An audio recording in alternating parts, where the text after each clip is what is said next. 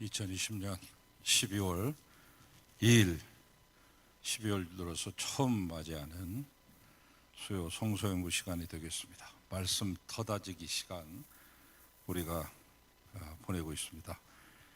다 같이 머리 숙여 묵도하심으로 오늘 수요 성서 연구를 시작하겠습니다. 묵도하시겠습니다.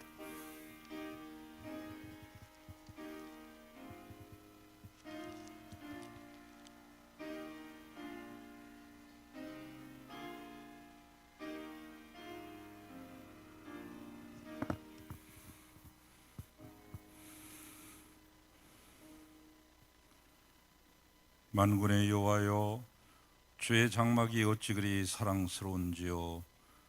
악인의 장막에 사는 것보다 내 하나님의 성전 문지기로 있는 것이 좋사오니 만군의 여호와여, 주께 의지하는 자는 복이 있나이다. 아멘. 찬송 183장을 찬송하시겠습니다. 183장 찬송입니다.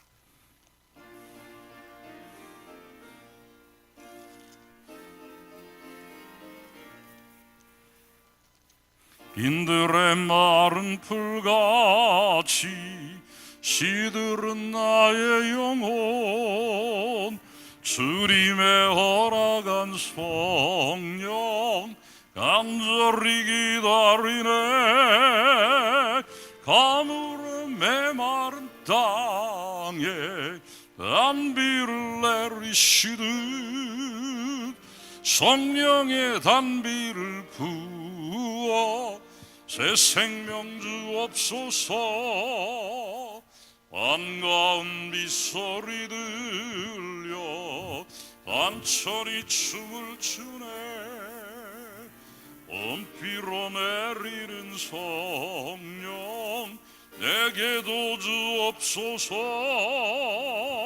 가물어 메마른 땅에 단비를 내리시듯 성령의 단비를 부어 새 생명 주옵소서.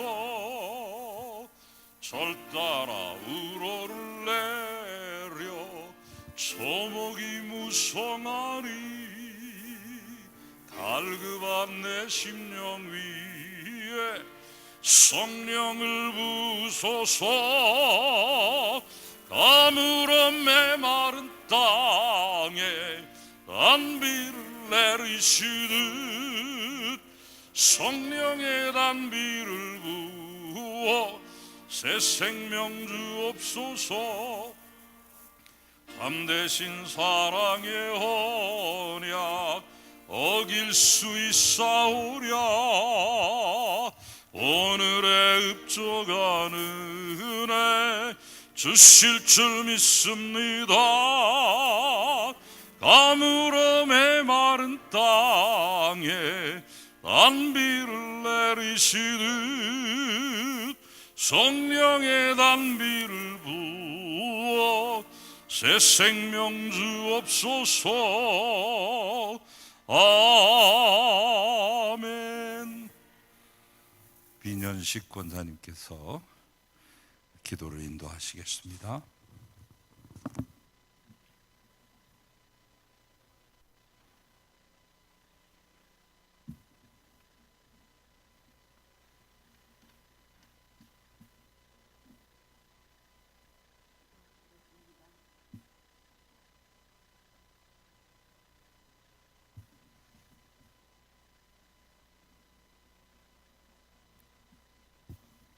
하나님, 저희를 당신의 자녀로 삼으셔서 오늘 이 저녁도 이 자리에 불러주신 하나님, 감사와 찬양을 드립니다.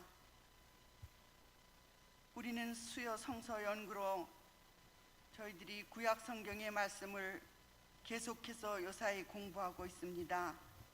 모세 오경에 이어서 역사서를 가지고 전도사님과 하나님의 말씀을 오늘도 나눌 때에 전하시는 전도사님과 듣는 우리에게 한 가지로 은혜 내리어 주옵소서. 올해의 마지막 12월에서 한 해를 돌아보니 하나님, 올해는 참으로 하나님 당신의 은혜 아니고서는 저희가 설 수도 없었습니다. 주여, 아직도 계속되는 이 큰 어려움, 두려움 속에서 우리는 끝까지 하나님 당신을 향한 기도와 믿음으로 굳게 서도록 저희를 붙들어 주시옵소서. 모든 것이 어렵고 힘들다고 하지만은 저희는 오직 당신을 향해 기도할 뿐입니다. 주여, 우리를 불쌍히 여기소서. 내일은 수능 시험일입니다. 우리 교회의 사랑스러운 20여 명의 학생들이 내일 아버지 하나님 수능 수험생들로 시험을 봅니다. 주여, 그들을 붙들어 주시고 그 부모님들도 붙들어 주시어 평안함을 주시고, 특히 수험생들이 건강할 수 있도록 축복하시옵소서. 또한 우리 학생들의 앞으로의 진로를 주여 인도하여 주시옵소서.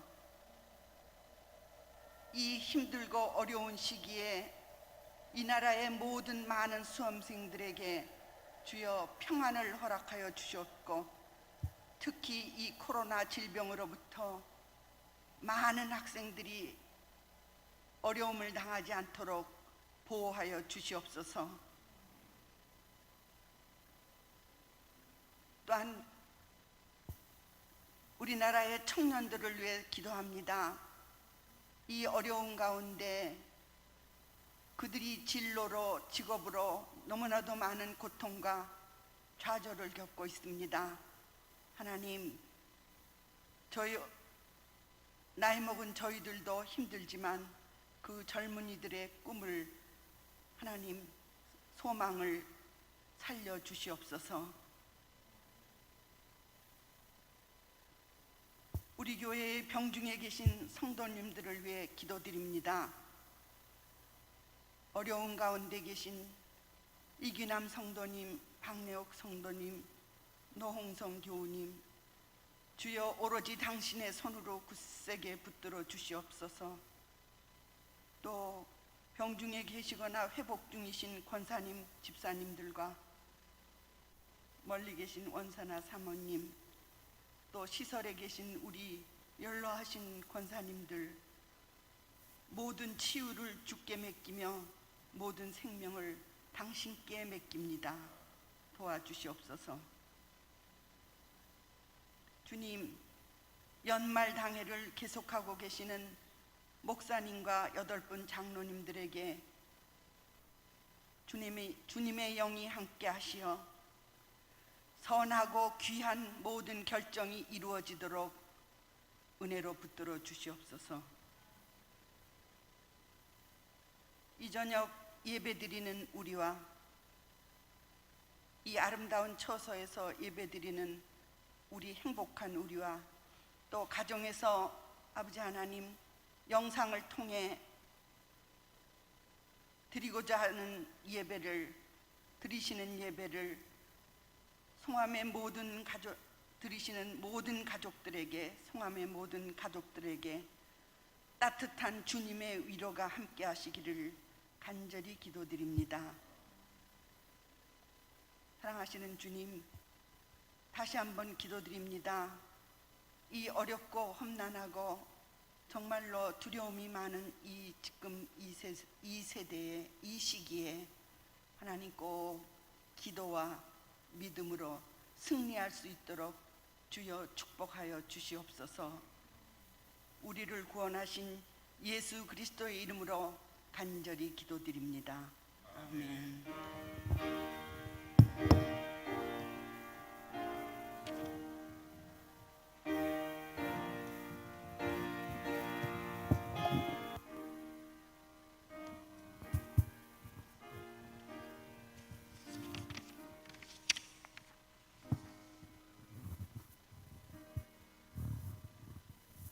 12월의 첫째 수요 성수연구에 나오신 여러분을 주님의 이름으로 사랑하고 환영합니다. 샬롬, 샬롬 인사하시죠. 샬롬.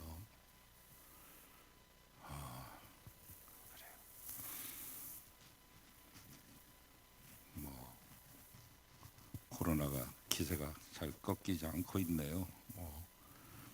겨울에 좀 더 심하다고 하니까 여러분이 신경 많이 쓰시고, 그러나 너무 위축되지 마시고 힘내시기를 부탁을 드립니다. 에베소서 4장까지 이번 주 성서 통독을 꼭 끝내실 수 있기를 바랍니다. 수능생들 내일 시험 보는데 8시 40분에 시작해서 5시 40분까지 시험 치른다고 그래요. 그래서 교회에서는 8시 30분부터 이제 기도 콜 이렇게 해서 서로 전화로, 전화상에서 함께 중보기도 하시는 분들이 모이셔서 기도를 시작할 겁니다. 이 방송 보고 계시는 댁에 계신 분들도 잊지 마시고 같이 참여하실 수 있습니다. 8시 반, 꼭 처음부터 끝까지 다 하셔야 되는 거 아니고요, 중간에 시간이 될 때 여러분들이 같이 동참하시면 되겠습니다. 특별히 우리 수험생들 건강하기를 바라고 최선을 다하기를 바랍니다. 그 어느 때보다 전대미문의 이 상황 가운데 있지 않습니까? 보도 듣도 못했던 이런 어려운 가운데서 가장 우리 수험생들이 마음 졸이고 애썼을 텐데 마음껏 실력 발휘하실 수 있기를 바라고, 또 이 수험생들을 지켜보았던 부모님들의 마음은 얼마나 애간장이 닿겠습니까? 우리 부모님들에게도 하나님의 크신 위로와 평강이 함께 하시기를 바랍니다. 그리고 대림절 묵상집 제가 오늘 올라오기 전에 쭉 한번 읽어봤는데 참 잘 쓰셨더라고요. 그 요한계시록을 1장부터 마지막 장까지 어쩌면 그렇게 잘 풀어서 말씀을 하셨는지 참 좋은 책입니다. 여러분 필요하시면 목회실에 말씀하시기를 바랍니다. 매번 집회와 기도회와 또 예배가 실시간 영상으로 송출되고 있으니까 여러분 댁에서, 또 댁이 아닌 다른 곳이라 할지라도 예배할 수 있는 곳이면 꼭 시간을 놓치지 않고 보이시기를 바랍니다. 어떻게 보면 코로나가 더 많은 사람들을 하나님 앞으로 더 인도하신 것 같아요. 수요 성서 연구 이 현장에서만 드리는 것보다 댁에서 하시는 분들이 2~3배 더 많으시니까, 또 못 보신 분들은 또 직장 끝나고 와서 저녁에 주무시기 전에도 또 보시고 같이 동참하신다고 그래요. 그러니까 여러분 힘내시기 바라고요. 내일 영혼의 양식 3시 20분에 방송이 되겠습니다. 방송 못 보신 분을 위해서 교회에서 한 번 더 3시 반이나 40분쯤 이제 여러분에게 보내드리니까 링크되어 있는 부분 꾹 누르시면 보실 수 있겠습니다. 또 다른 분들하고도 함께 나눠서 은혜를 나누시기 바라고, 다른 모든 기도회들 잊지 마시고 동참하시기 바라고요. 삼종교연합 헌금정단식 이번 토요일 11시에 있겠습니다. 다음 주 여신도 총회, 또 나오미 총회도 있다고 하니까 모이시길 바라고, 우리 권사님 환우들을 위해서 일일이 기도해 주셨는데 감사드립니다. 원선아 사모님 회복 중에 계십니다. 좀 더디지만 나으시리라고 믿고, 송현자 집사님의 부근되는 이규남 성도는 지금 이제 의식이 없는 가운데 있습니다.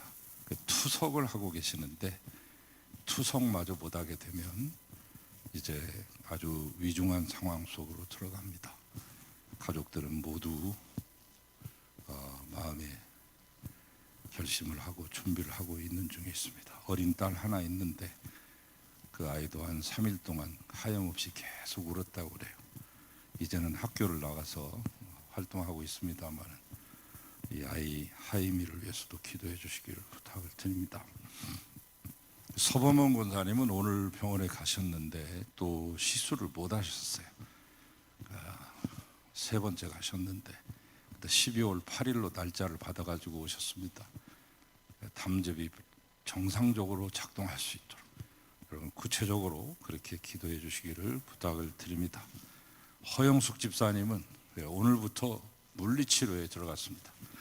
지난 근 한 달 동안 물리치료를 받지 못하다가 오늘부터 물리치료 들어갔으니까 이제 빨리 쾌속으로 나으실 줄 믿습니다. 기도해 주시고요. 이순미 집사님도 많이 어려워하고 계시는데 여러분께서 기도해 주시기를 부탁드립니다. 박내욱 성도님은 여러분이 날마다 기도해 주셔야 되겠습니다. 정삼자 권사님 무릎을 위해서도 여러분 건강 위해서 다른 분들 모두 위해서 기도해 주시면 고맙겠습니다. 결혼식 우리 윤인수 군 결혼식 있는 거 기억하시고 교회 출발 11시가 되겠습니다. 12월 12일입니다. 이제 하나님 말씀 보도록 하겠습니다. 하나님 말씀 사사기 21장 25절 맨 마지막 절인데 다 같이 한 목소리로 읽겠습니다. 다 같이요. 그때 시작. 그때 이스라엘에 왕이 없으므로 사람이 각기 자기 소견에 옳은 대로 행하였더라. 주님의 말씀입니다. 말씀 터다지기 시간 두 번째 강사로 우리 김부름 전도사님 모시고 있는데요. 역사서 첫 시간에 역사서 개론을 말씀해 주셨고 지난주에는 역사서의 첫 번째 등장하는 여호수아서를 우리에게 소개해 주셨습니다.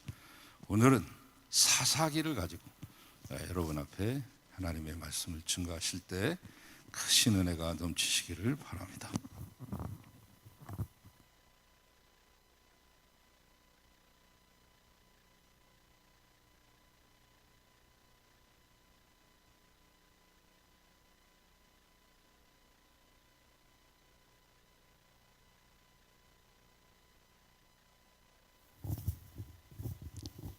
네, 반갑습니다.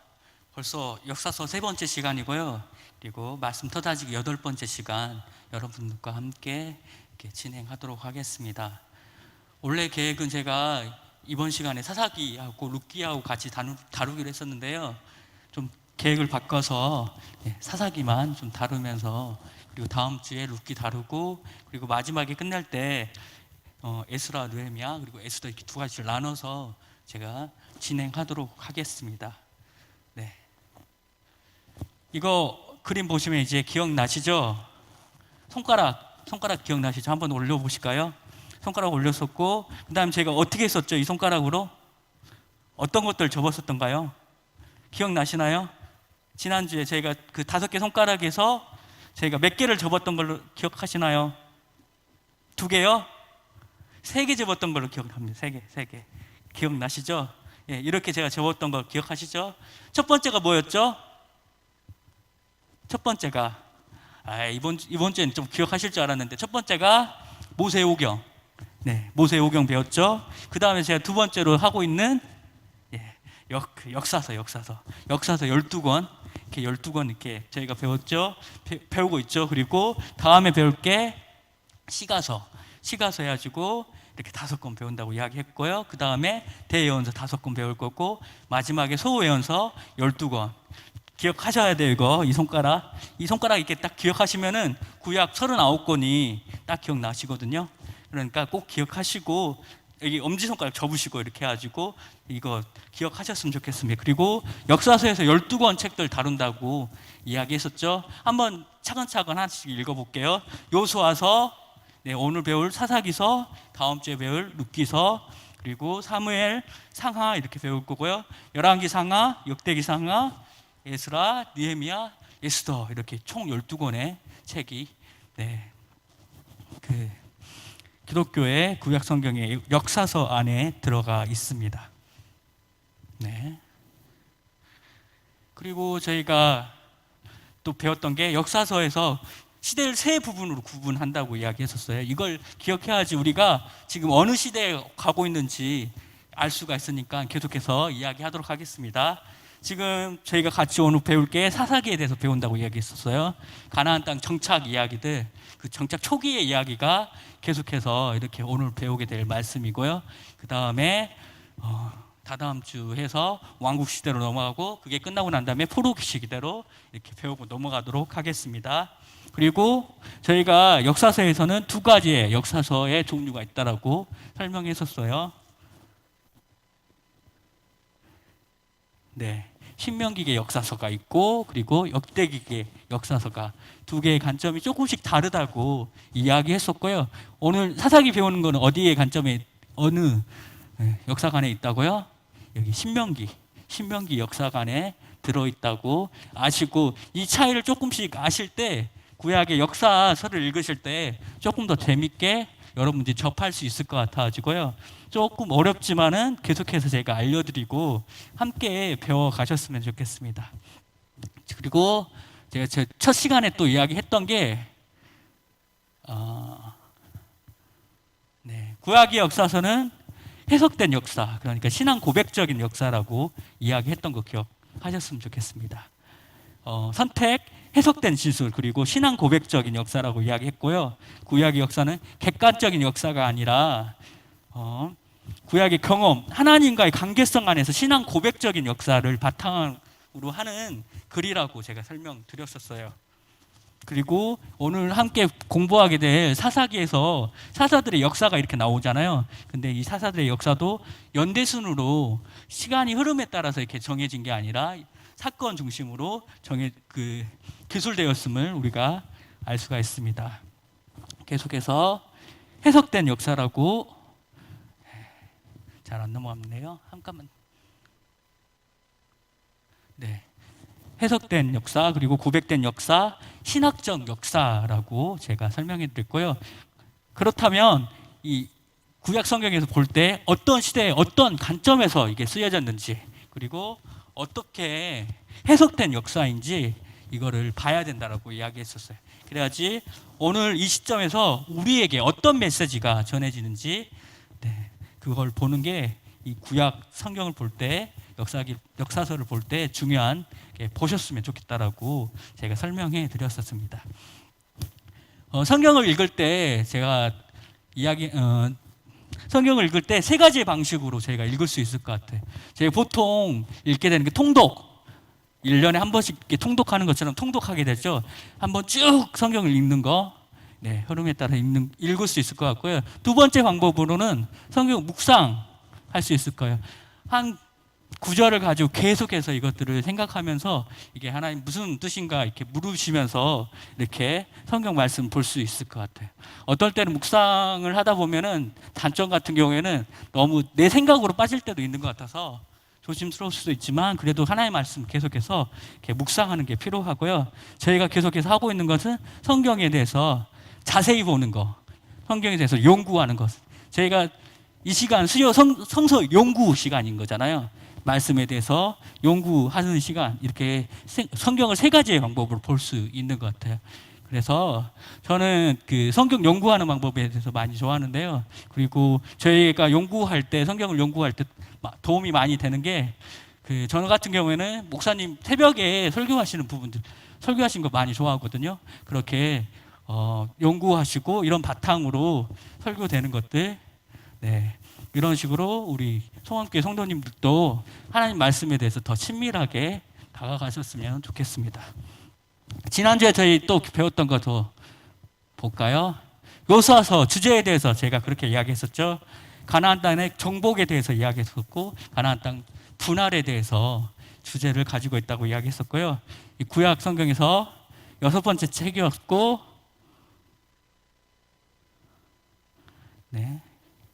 여섯 번째 책이었고요. 그리고 역사서에서는 첫 번째 책이라고 이야기했고요.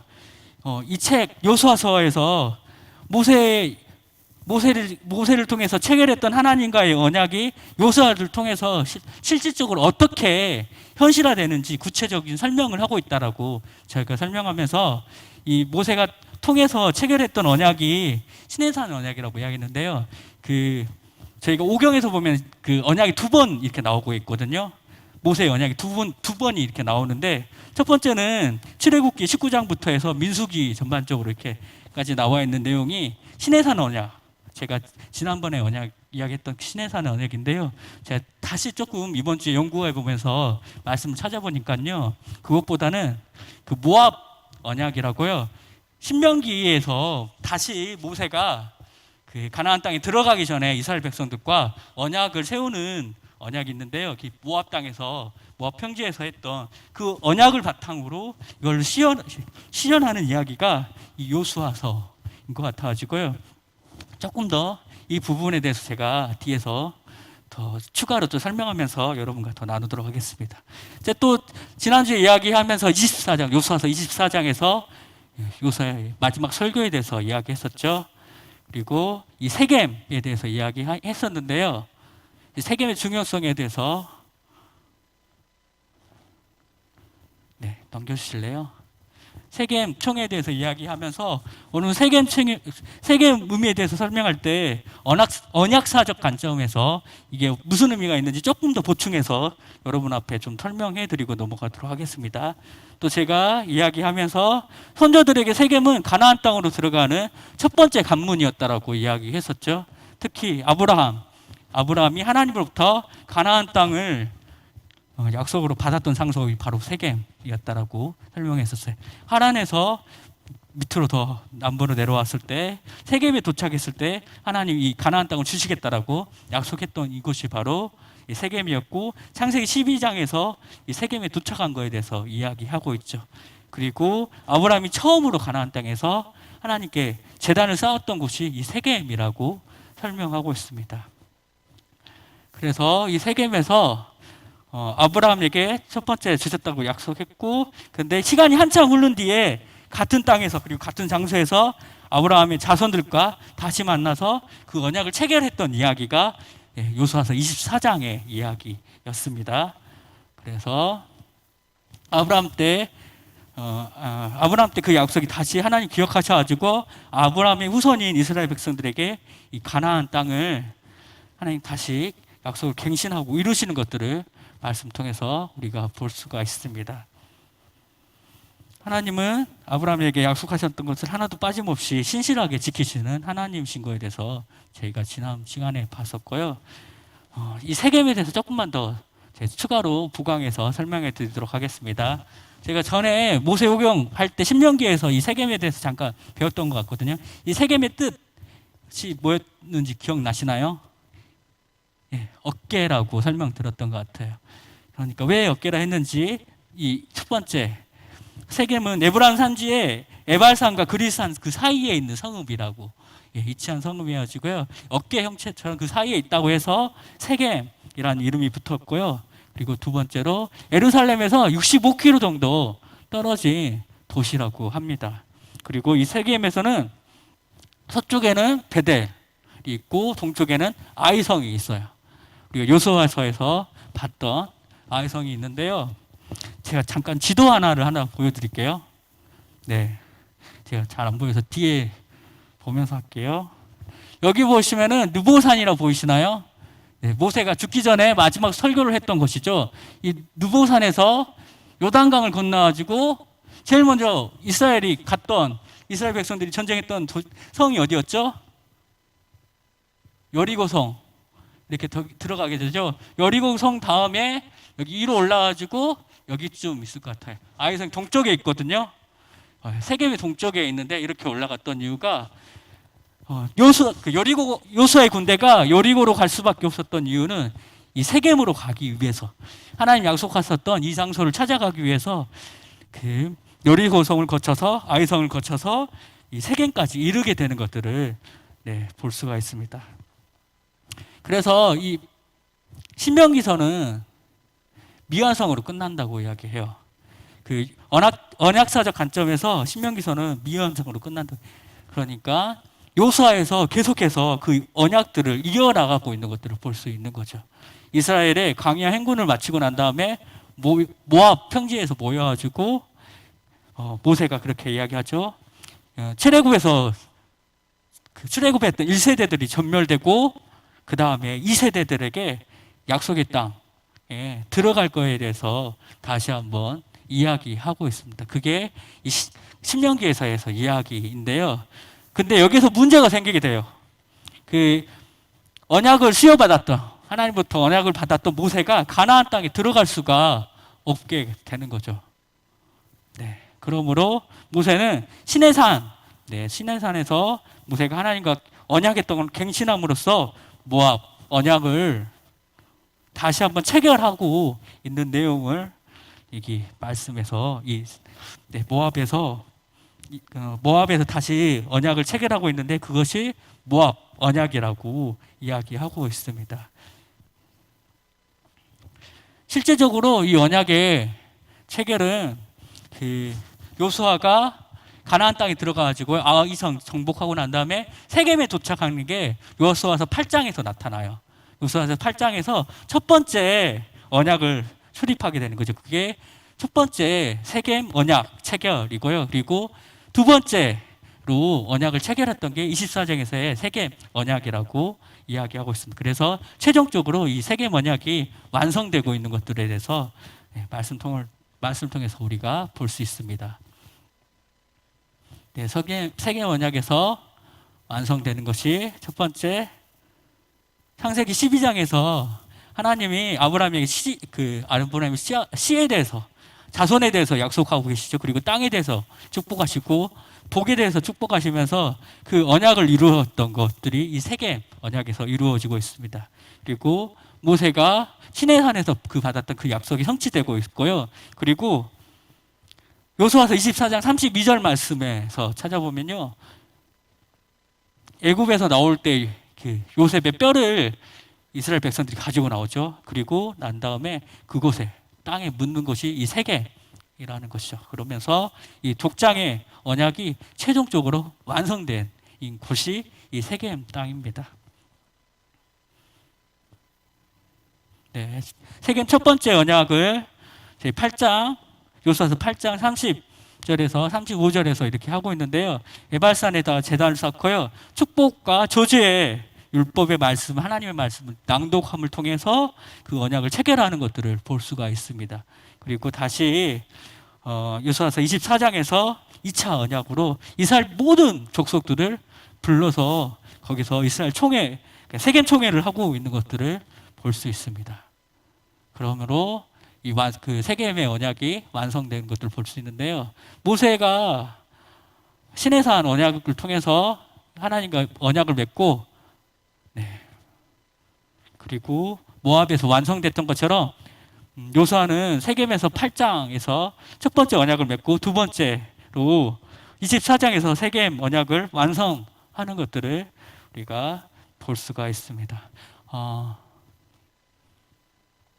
그리고 제가 간단한 구조에 대해서 잠깐 설명하고요. 저희가 또 봤던 게 이 구조에 대해서 우리가 같이 공부했었는데요. 이 요수아서는 세 가지 부분으로 구성되어 있다고 했었어요. 전반부, 후반부, 그리고 부록 이렇게 이야기했고요. 전반부는 가나안 땅의 침입과 정복에 대해서 1장과 12장에서 다루고 있고, 그리고 제일 중요하게 이야기했던 게 요수아서의 터닝 포인트에 대해서 이야기하면서 가나안 땅 정복 사건에서 기업을 나누는 사건이 요수아서 11장 23절 말씀 개점으로 이것들이 바뀌는 것에 대해서 이야기했습니다.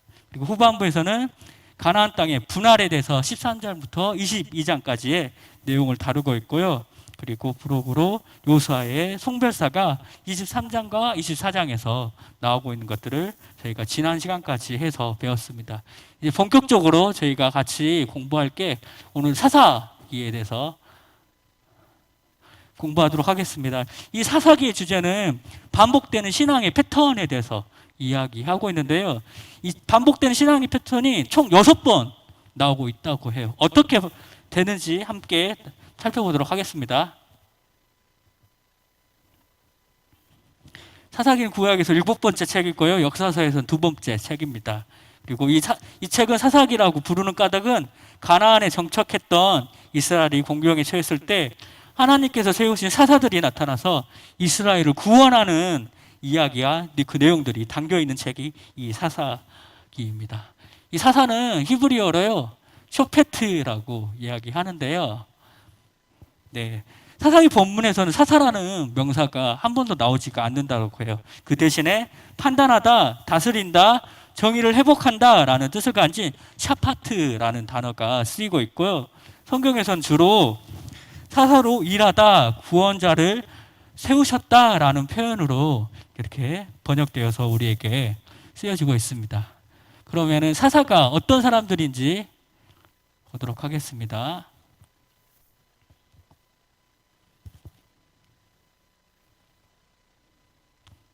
네. 사사는 사사 또는 판관이라고 하는데요.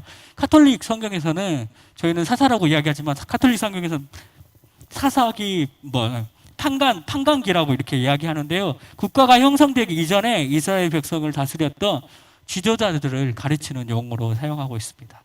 사사는 지금까지 보통 재판관이라는 말로 번역했는데요. 정확히 말하면은 통치자나 지도자로 번역되는 것이 그 의미에 더 가깝다고 우리가 볼 수 있습니다. 사사의 의미는 히브리 언어로 판단을 잘하는 사람, 그리고 다스림의 핵심을 이야기하는데요. 그가 곧 백성의 구원자라는 뜻을 담고 있습니다.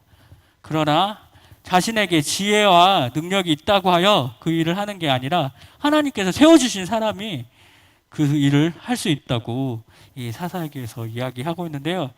이 사사기의 특징에 대해서 조금 더 살펴보도록 하겠습니다.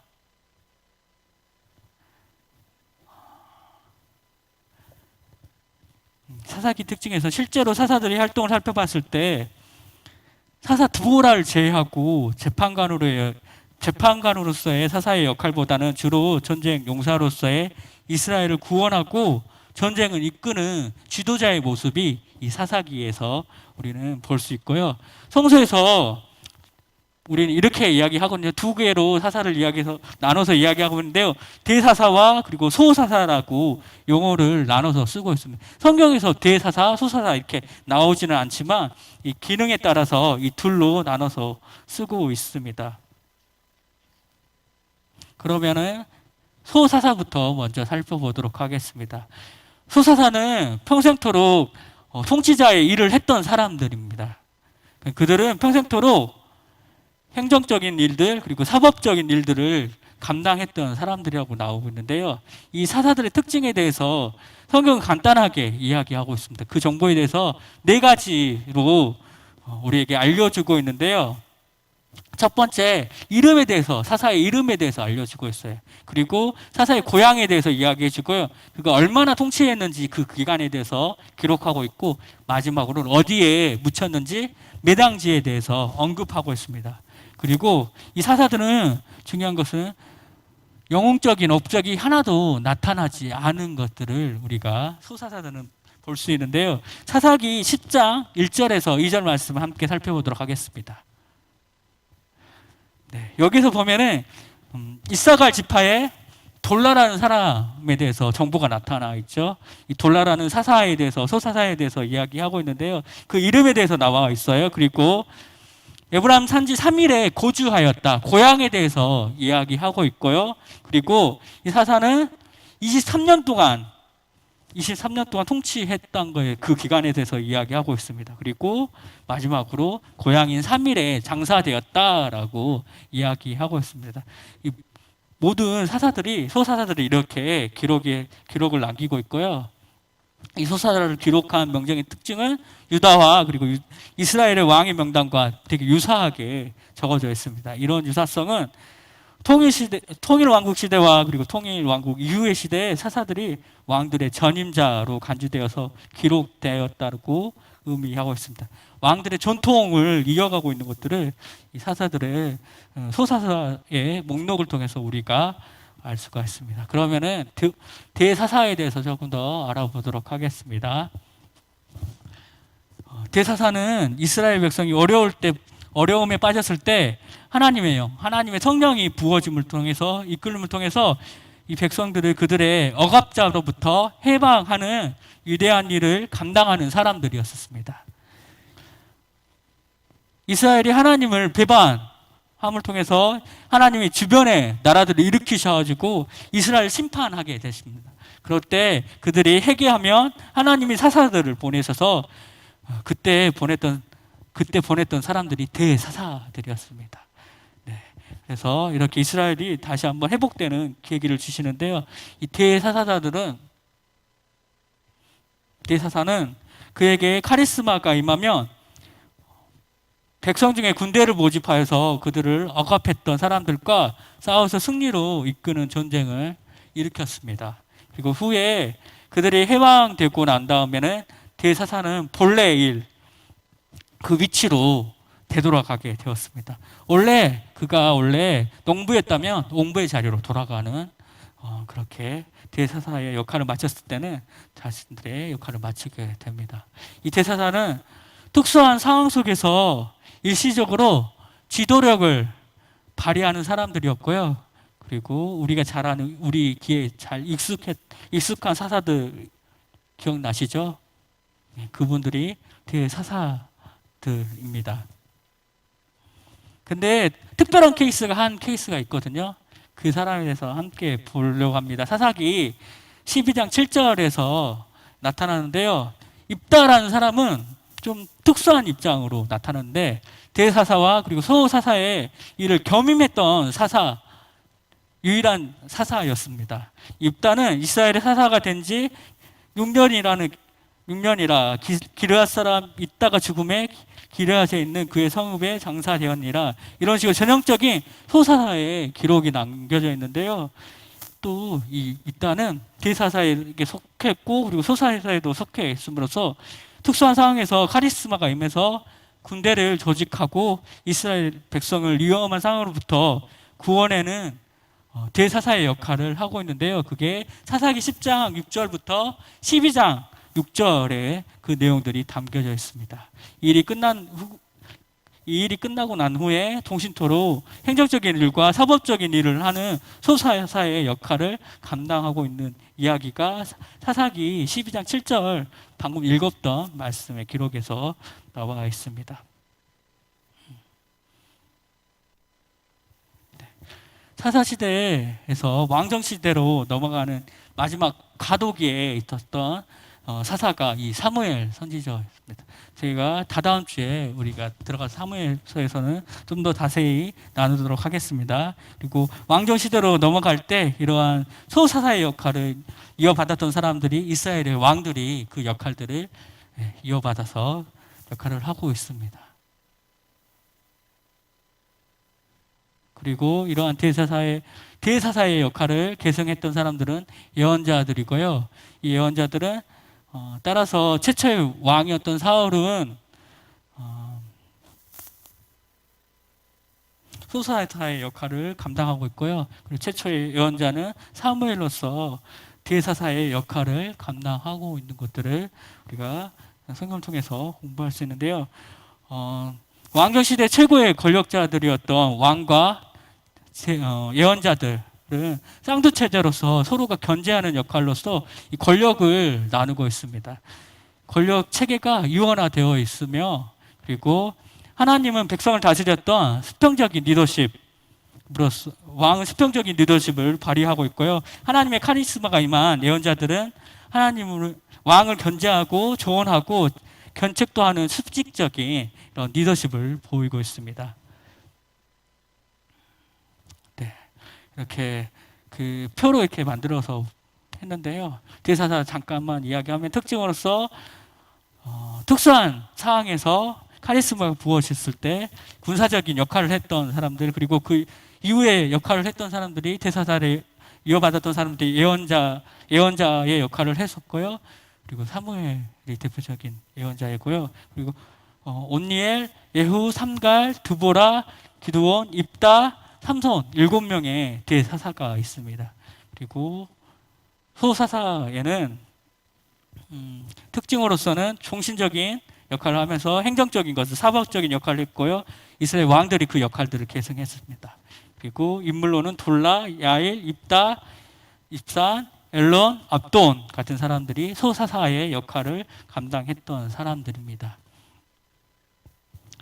사사기의 구조에 대해서 간단하게 좀 살펴보고 넘어가도록 하겠습니다. 이 사사기의 구조에서는 저희가 살펴볼 게 이 도입에서 사사기 특징 중에서 구조의 특징 중에 도입이 두 가지가 있는 것들을 볼 수가 있습니다. 맨 처음에 사사기 1장 1절에서 요수아가 죽은 후에라고 시작하고 있는데요.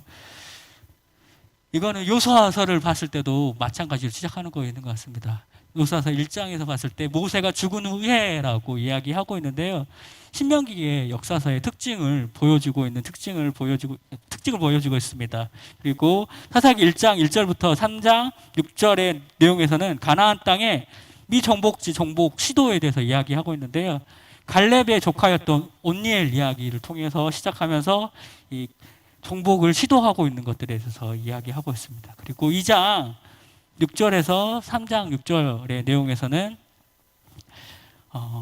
요수아 이후의 세대들이 하나님을 알지 못함을 통해서 배교하고 있는 것, 하나님에서 떠나가고 있는 이야기가 나와 있고요. 그리고 3장 7절부터 16장까지에서는 우리가 잘 알고 있는 사사들의 12사사들의 이야기가 나와 있는데요.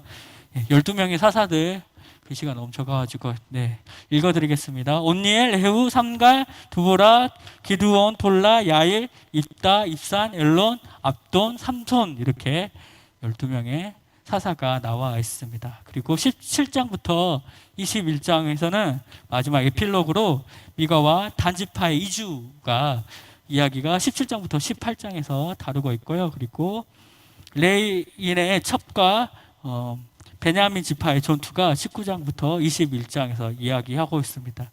마지막 17장부터 21장의 에필로그에서는 그때 이스라엘의 왕이 없으므로 사람마다 자기 소견에 옳은 대로 행하였더라. 저희가 마지막에 오늘 성경 강의 시작하기 전에 읽었던 그 말씀이 4차례가 반복해서 나와 있는 것들을 볼 수 있습니다. 자기 소견에 옳은 대로 행하는 것들이 반복되고 있는 것이 이 사사기의 전체적인 흐름이기도 합니다. 그 흐름에 대해서 어떤 흐름으로 나가고 있는지 그 사사기의 역사관에 대해서 좀 더 살펴보도록 하겠습니다. 넘겨주실래요? 사사기의 역사관은 순환적 역사관인데요. 좀 더 구체적으로 이야기했을 때 나선형 하강이라고 표현할 수 있습니다. 이렇게 계속해서 반복되는 이 사사기의 순환적 역사관인데요. 먼저 하나님부터의 배반이 있고 난 다음에 하나님으로부터 심판이 이어집니다. 그리고 이스라엘 회개, 그리고 이후에 하나님께서 이스라엘에게 구원을 주시고 회복해 되죠. 그리고 난 다음에 다시 새롭게 타락해서 이 사이클이 계속해서 반복되고 있는 것들을 이 사사기에서 볼 수 있습니다. 나선형 하강 곡선을 그리고 있는데요. 첫 번째 사사였던 온니엘이 가장 모범적인 사사로서 묘사되어 있고요. 이후의 사사들은 점점 더 하강하는 곡선으로 나타나고 있습니다. 우리가 기억하는 마지막 사사가 누구죠? 아까 전에도 이야기했던 삼손의 모습을 봤을 때 정말로 이 사람이 사사의 모습인가? 라는 생각이 들 정도로 사사의 모습들이 하강하고 타락하는 모습들로 그려져 있는 게 이 사사기의 모습입니다. 이것은 사사들의 지도력을 가지고는 이스라엘 영토를 완전하게 보존할 수 없다는 사실을 반복적으로 보여주고 있는 것입니다. 앞으로 사사가 아닌 새로운 형태의 지도력을 요청하고 있음을 암시적으로 이 사사는 보여주고 있고요. 이 다음 세대인 왕정기에 대해서 이야기하고 있습니다. 사사기에서 주는 메시지에서 함께 나누도록 하겠습니다. 사사기에서는 이스라엘의 끊어지지 않는 반역과 그와 대조적인 하나님의 꾸준하심, 하나님의 성실하심을 반복적으로 증거하고 있습니다. 우리가 아까 전에도 봤던 것처럼 배반, 심판, 회개, 구원에 이렇게 계속해서 반복적으로 나타나고 있는데 우리의 모습이 아닌가 싶습니다. 앞으로 잠깐만요. 성경 구절 있거든요. 사사기 2장 7절에서 10절 말씀에서는 이 말씀에서 안타까운 세대가 등장하고 있습니다. 세 가지의 세대가 나오고 있는데요. 첫 번째 세대는 요수아가 사는 날 동안이라고 하면서 요수아의 세대에 대해서 이야기하고 있습니다. 그리고 요수아의 뒤에 생존을 이었던 장로들의 세대에 대해서 이야기하고 있고요. 그리고 장로들이 돌아간 후에 일어났던 다음 세대, 하나님을 알지 못하는 이 세대에 대해서 세 가지의 세대에 대해서 이야기하고 있습니다. 네, 이렇게 나오고 있는데요. 세 가지 세대 보시죠. 첫 번째 세대가 요수아 세대, 두 번째 세대가 장로의 세대, 하나님을 알지 못하는 다른 세대, 이렇게 세 세대가 나오고 있습니다. 첫 번째 세대와 두 번째 세대의 공통점은 여호와가 하나님 누구신지 알며 하나님께서 이스라엘을 위해 행하신 큰 일들을 보았던 사람들입니다. 그러나 세 번째 세대는 하나님을 알지 못함으로 그분의 뜻을 따라 살지 않았던 세대입니다. 그래서 하나님을 떠나게 되었고 범죄하게 되었던 것입니다. 첫 번째 세대는 요수아의 세대는 두 번째 세대 장로 세대들에게 그 바통을 잘 넘겨주었는데, 그러나 장로의 세대는 다음 세대였던 세 번째 세대들에게 바통을 넘기는데 실패함으로 인해서 그 결과가 나라 전체가 큰 혼란과 고통에 빠지게 되었습니다. 우리가 다음 세대들에게 무엇을 전달해 주어야 할지 고민해야 될 때인 것 같습니다. 사사기는 하나님을 알고 하나님의 그분의 원리 원칙을 알며 놀라우신 하나님의 행하심을 경험을 전할 거에 대해서 말하고 있는 거죠. 바로 하나님의 말씀과 하나님께서 하나님의 말씀에 순종하는 우리의 믿음을 다음 세대에게 전할 거에 대해서 이 사사기는 우리에게 메시지를 전달하고 있습니다. 기도하고 강의를 마치도록 하겠습니다. 하나님, 저희가 마땅히 전해야 될 것들을 분명히 전하게 하여 주시옵소서. 하나님 말씀이 제대로 전달되고 말씀대로 사는 다음 세대에게 전달할 수 있는, 전수할 수 있게 하여 주시옵소서. 예수님의 이름으로 기도합니다.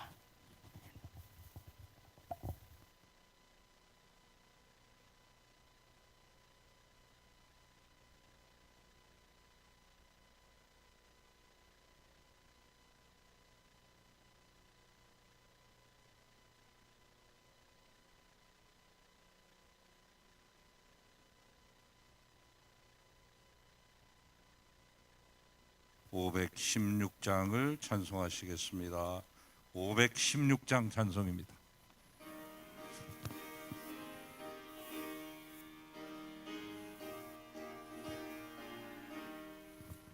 옳은 길 따르라 의의 길, 세계 만민이 잠든 길, 이 길 따라서 살기 뿔 온 세계에 전하세. 만 백성이 나갈 길, 어두운 밤 지나고 똥 든다. 환한 빛 보라죠 빛, 주 예수의 나라 이 땅에 곧 오겠네 오겠네. 주 예수 따르라 승리의 주, 세계 만민이 나갈 길과 진리요 참 생명, 내 창검을 부수고 나 따르라 평강, 어두운 밤 지나고 동 든다. 환한 빛 보라죠 빛, 주 예수의 나라 이 땅에 오겠네 오겠네. 놀라운 이 소식 알리어라.